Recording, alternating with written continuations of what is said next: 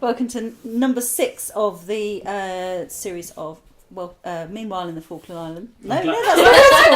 That's not what it's called. I'm on a lot of drugs. Meanwhile in the Falklands, our podcast from FITV. I've been off work this week because I've had a bad back, which is a lot better today, I have to say.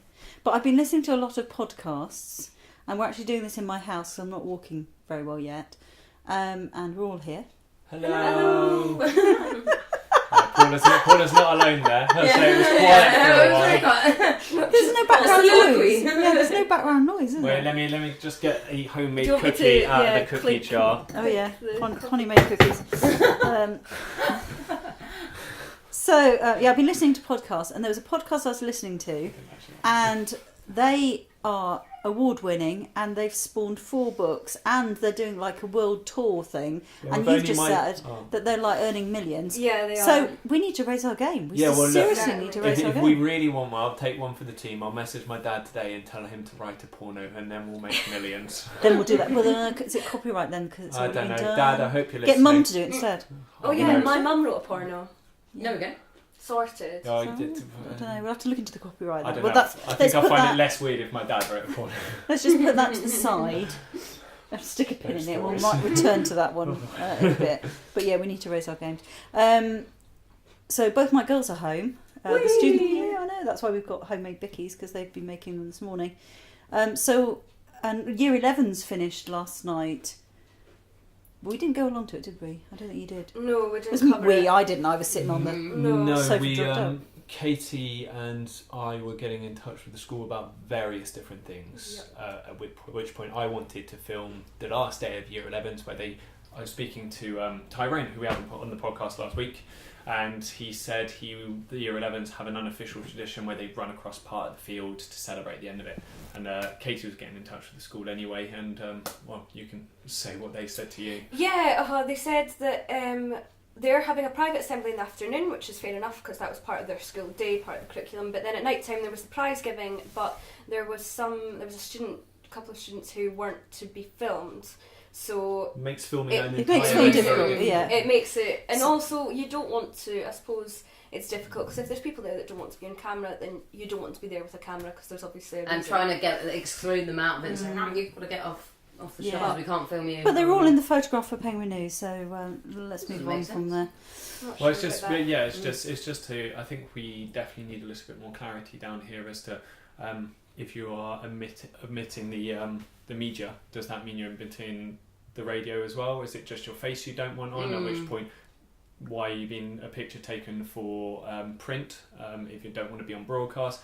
It's just an FITV moan, isn't it? Yeah, because there's some listeners that are saying, "Oh, we like how you've sectioned it all off," and this is the moan section. Yeah. The ranty section, isn't it? Because there's in lots of different things. There's various quite serious reasons as to why you might not want to be on camera, but when we're not made aware of anything like that, it can be quite difficult for us, but we weren't actually even told who it was that wasn't allowed to be on camera, so also, if we were to turn up, what's the difference having a photograph and a video? That's still your face being shown. I can understand photograph and radio are quite different, or video and radio are quite different because radio is just your voice, but having the picture in Penguin News and not wanting to be filmed, they're a similar thing. But I also think, to play devil's advocate, we were quite busy this week, especially with unexpectedly Paula's back seizing up as it did, and albeit if we'd had a little bit more time between the three of us, I'd have chased it up a little bit further and tried to pry a little bit more. Definitely, we didn't really push it. Yeah, I can't really sit here and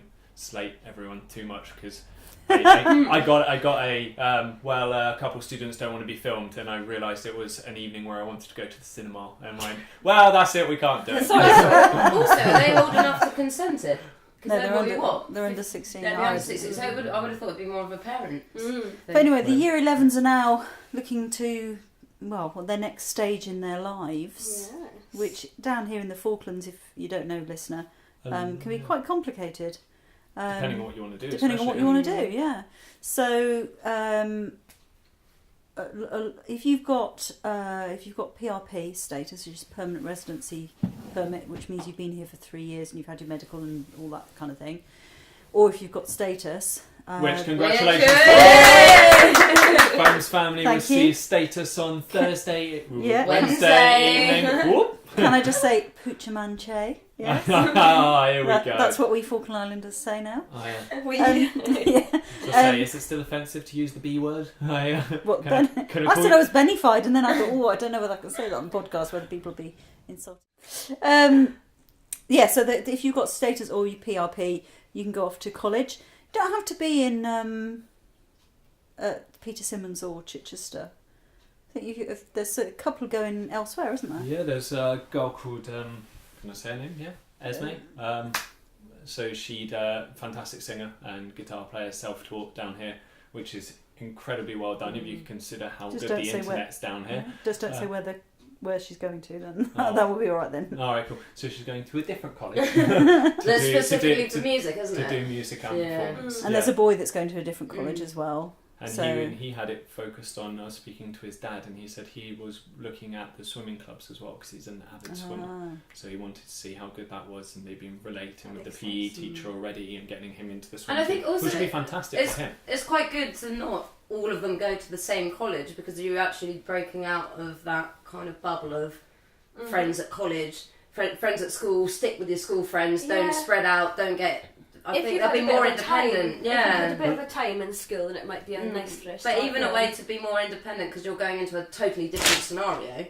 That's and you don't have the safety net of your set group of friends. Yeah, it's nice to be. I think it's nice to be out of this very small pond that you are here. And you do see that. You see people coming to university who did everything together exactly as Hannah. So they went to college with all their friends, and it was the same. It was the same bubble. And as much as that's very nice, you then go off to uni without all those friends. It can be sometimes quite hard to adjust because you're so used to that. And you don't have those social skills. Sometimes I find if you're so used to sticking to the same group, you're inclined not to spread out and meet new people.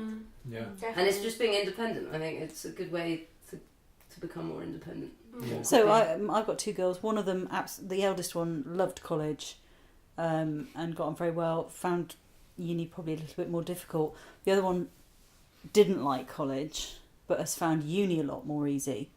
And a lot easier. And I was contemplating that. I'm on a lot of drugs.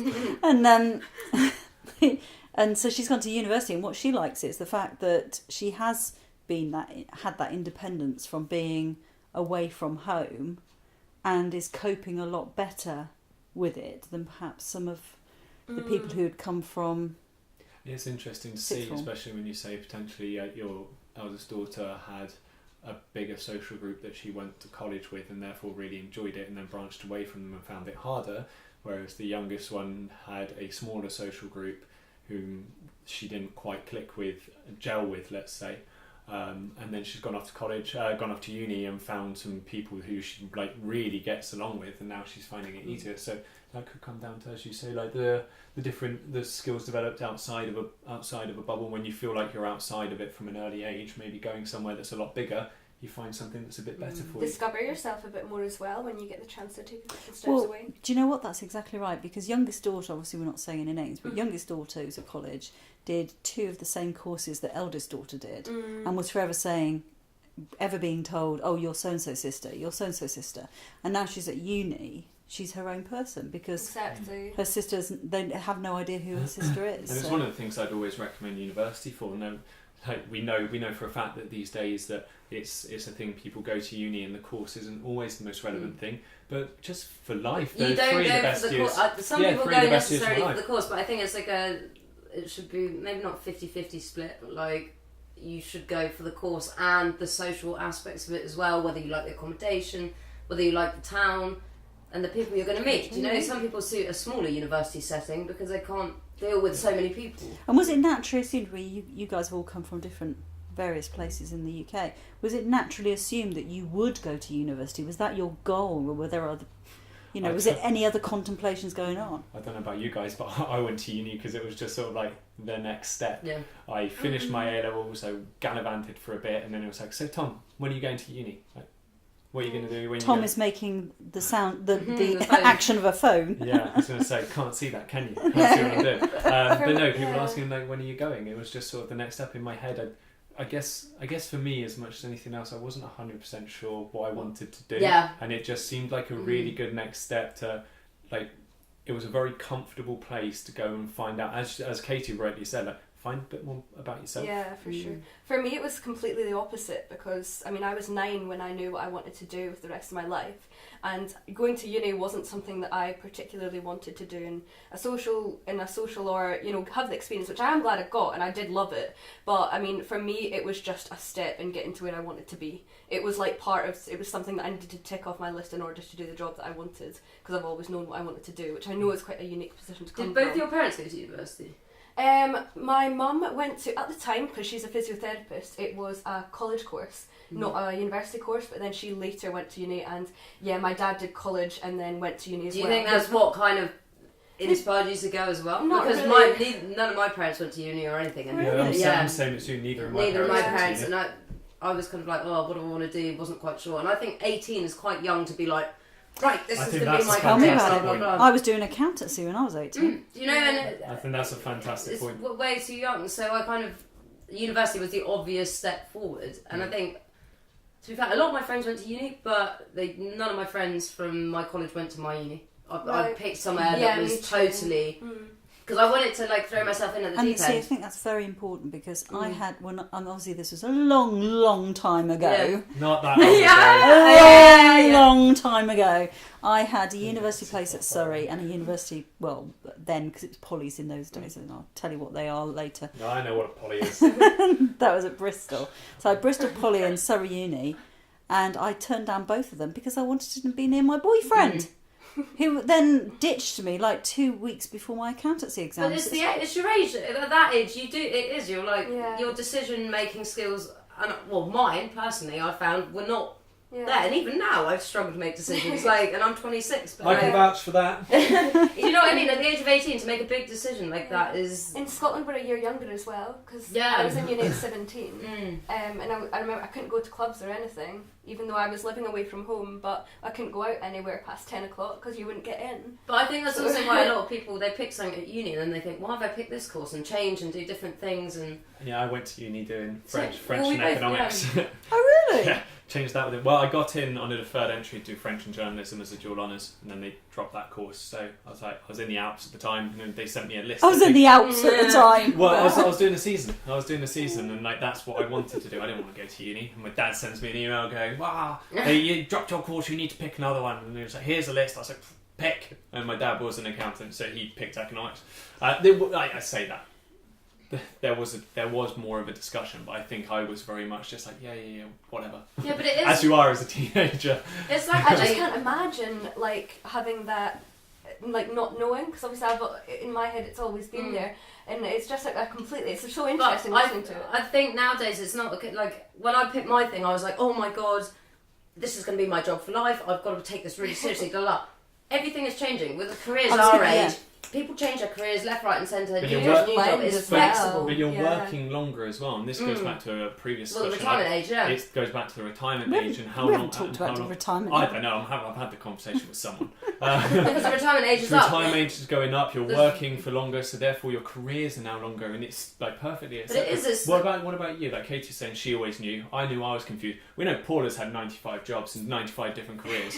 I had no idea. What did you want to do? I had no idea what I wanted to do. So the way I picked my course was the highest grade I got from my A-levels, so I picked film. So I got an A in film, A-level, so I was like, right, film. Do you think though that these days that the degree is not so much your career ladder, your first rung on your career ladder, but more of a checkpoint. A checkpoint to say, right, I have this level Foot of in the education. Door, I've got a degree level, and then it goes academically, up. Yeah. Because half of the stuff you do in your degree, sometimes I find is not actually transferable. What's the sign language going? There's a lot of sign language going on here. Well, because one of the podcasts we did previously, we ranted on for a little bit too long. So I've now said, let's have checkpoints. Now we got jazz hands out. So Caiti and I are communicating with our jazz hands. Got jazz hands out. So I think we'll move on then. Well, let's move on to the fact what were you doing this morning? Getting covered in mud. Oh, I'm still covered in mud from the car. We drove up to Fitzroy as it was the second last memorial. Where you count Liberation Day next week, yeah? No. We've got Gilmorgan yet, and I'll talk to you about that. And then there is Fox Day Liberation. Fox Bay Liberation's the day after. Well, it sounds like the middle of the memorials that are up at Fitzroy today. And it was very muddy. Spread out. Spread out. Yes. With lots of running, carrying a tripod. A lovely gentleman offered. I love the gentleman did offer to carry my tripod and then tell me that I had a lovely accent, which, compliment. So you were that somebody flirted with you at a memorial service. Well, what can I say? How I do inappropriate. look very fetching in a boiler suit. What can I say? Can I say that I did have a friend of ours was there to lay a wreath with his mother, and he came up to it and laid it and took his step back and his hands went into his pockets for the bow. Ooh. Yeah, you know who I'm talking about, you. But we had a funny little chat about it after, and I think it was I believe that was the first time he'd done it, and I think it was more out of awkwardness and not knowing what to do. Yeah. I filmed Fitzroy a few years ago. It was snowing. It was horrible getting there, and there were two of us doing it, and the vicar who was in charge, and we set up the first one. It's okay. It's the Welsh Guards Memorial. Then they go round that little circle bit to the RFA one, and they all were there, but we needed to get the shots of them walking to it. So we did that. Then we chased after them, and then set up. And as soon as I plonked my tripod down, the vicar started. Well, honestly, it sounds like you were there today, Paula. Minus the snow, which carrying on, it's not actually snowing at the moment because it's actually a really mild winter. I'm loving it. But yeah, minus the snow, it's essentially what And happens. then the next one is the. You have to drive all the way back to the settlement. And then there's one with the medical people. There's one that's like you go round and then run up the hill, then run down the hill to your cars, drive up to the settlement, run out your cars, set it all up again. To be fair, Father John was very, very good today. Caiti and I were communicating from across sign language. Sign language again, trying to tell each other who's shooting what. And Father John was looking at Caiti, then looking at me, then looking at Caiti, and then the governor next to me started to laugh, just like, how's the sign language go? It's like, very well, thank you, Mr. Phillips. And then he looked at me. So it was Father John who did it, not. The very last Everybody one. did one. So they were shared effort. So my last bit I've put no snow yet. Midwinter swim. You did that last year, didn't you? Yeah, So excited. I'm actually quite excited because it's not snowing. So actually, yet. So we might actually be quite warm doing our. I think I will be having the last laugh filming this year because if it's not snowing but it's windy, you've definitely got the worst of it because it snowed last year and it was colder on the ground than it was in the water. So going into the water was 5 degrees warmer than outside. So I went into the water and it was like getting into a bath. It was lovely. It was lovely. But you step out and you're freezing. But what everyone said on the day is that they were happier with that than with the wind chill. Because when you step out that water and it's 2 degrees and 2 degrees in the water, you're now just wet and now you've got the wind it'd definitely be a boiler suit job, I think. The boiler suit's lying out in the water, back out, shove them on. They do tend to put not furnaces, that like little fires in those oil drums. So you stand around there and get. I can't wait. I love this kind of thing. We're filming a pre-midwinter swim video on the weekend. Teaser actually. trailer. Yeah, I was gonna say, the girls got something special planned for that one as well. It's top secret. Oh, top secret. We can't talk through it. So, but be on Facebook though. So yeah. Just be wait all and over see. it. Yeah. Coming to a cinema near you. I will. So how many minutes have you been doing this now? 20 minutes. Okay. Well, my list is now empty. Other than the fact I have bought a ukulele. Oh, has it come? No. It's at my mum and dad's house in the UK. So I've been sitting here, and I'm in not sure how my I feel. drug-induced haze, I've ordered a ukulele. I came in the other day to... And Shirley Adams-Leach has invited me to their ukulele choir thing. Oh, right. Ukuleleing. Ukuleleing, so that's what it is. I think it is a verb. So yeah, I should be ukulele. When I arrived the other evening, Paula told me that she discovered the meaning of life and it was a ukulele. So that's why I arrived. Well, Hitchhiker's Guide to the Galaxy, eat your heart. It's not out. 40, it's not 42 anymore. It's a ukulele. But we could do non-copyright music. Like, I could be sitting here like, Oh, wonderful. Yeah. We could have a theme Noodling. tune to the podcast. Yeah. We could all sing. Yeah. No. Yeah. That would be You great. wrote me into singing once. Right, what's going on next week? Liberation Day. Yes. That'll be good fun. And we've also got that International Filipino Day. I didn't know about that. Government reception. Yeah, Oh, okay. reception on Wednesday night. Okay. Tuesday night. And then I'm doing stories on influential women in the Falkland Islands. Excellent. I've got a couple of Because there's a interviews lot, set up. isn't there? There are. Are you going to interview me? I am actually. One of my influential women. I was having a lovely chat with one today. I think we have to be impartial. We got. Yeah, but we've also got Lisa Watson and Karina Goss. So like every member, every representative of the media is there. Is a Impartiality woman. at its best. Yeah. Best. Yeah. It's going to be good. There were two. Yeah, there were two of them at FITV. It's going to be quite tricky. I mean, on a logistics thing, because normally we record on a Thursday and edit it on a Thursday afternoon, podcast on a Friday, and everything uploaded and stuff on a Friday afternoon, and that's all going to be out because of Liberation Day. Well, you'll be in the pub, yeah. Well, it's out the window because of Liberation Day. When I subtly put it that I'd quite like to have Liberation Day off, and then shortly after revealed it's because the Football World Cup is starting. So yeah, that works for me. And I'm dragging your husband with me. So apparently so. Yes, I think that's. Yeah, I was going to say, yeah. That's what we're doing next week. Mm-hmm. Yeah. So you've got a dodgeball tournament on tomorrow. Yeah, we've got something celebrating. We're going to the town hall as well for World Oceans Day. Oh yes. So that's today. So well done to the ocean for having your own day. Well done. Yeah. So what have we got? Anything special on the programme this week? On the programme this week we have 2 ex-FITV members, essentially, because it's Michelle's Save Oil piece. And it's narrated by Chris Waters, who we were watching earlier, and Caiti had a comment about Chris, about his accent.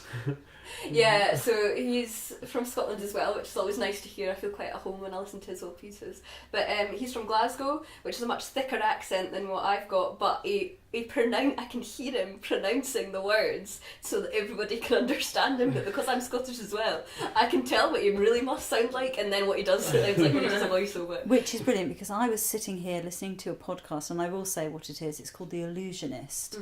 ALL, whatever it is, Illusionists. And she does about languages and words, and she did a whole thing on Scots. Woo-hoo. And it is well worth a listen. She's brilliant. And she also did this episode about the Welsh going to Terra del Fuego, and how that language has sort of developed over. It's really interesting. That's really Am I the cool. only one who's a nerd about that? No, I'd be quite interested to listen to the Scots one, especially, for sure. You two. I was going to say, Yeah, quiet in the corner. We're not listening to that. Anyway, that comes to the end of podcast number 6. Thank you very much for listening. You can have a look at episodes of Falklands in Focus by subscribing on fitv.co.fk. And can, before we head off, Hannah, we spoke... Yeah, we might be putting on SoundCloud eventually. next Next week. Hopefully it'll be up on SoundCloud. Okay, at which point we'll be linking to iTunes after that, so Hannah's going to be so anybody who's watching who's listening, listen to this. This is time travel. So anyone listening to like episode 7 and above, who are then looking back on beta episode 1 to 6, that's quite interesting. So this is beta stage as we're slowly moving away right now. We're about to become the alpha dogs. Exactly. Yeah. And the world tour in 4 books. Excellent. Wonderful. Sorted. And on that note, Bye. Bye.